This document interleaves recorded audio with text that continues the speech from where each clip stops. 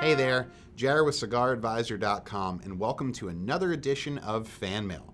Today's question comes from RT, who left a comment in a previous fan mail article. He asked, "My neighbor brought me a box of Cohibas from Cuba.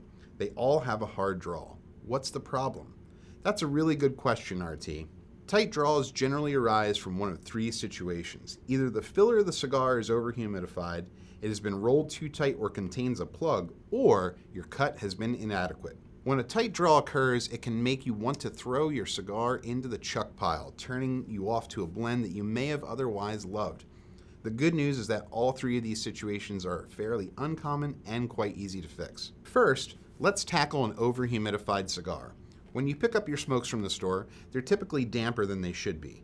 Large-scale humidification like you'd find in a tobacco shop is harder to control, so many tobacconists will actually boost the humidity to prevent their stock from drying out, especially in the winter months.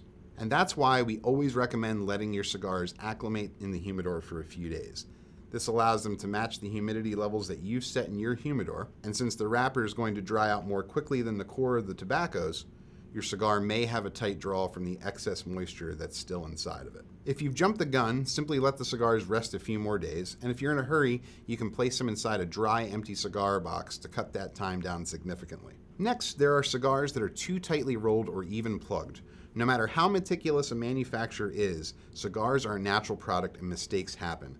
A factory worker may have rolled the cigar too firmly, or a piece of a vein or stem might have been missed during quality control.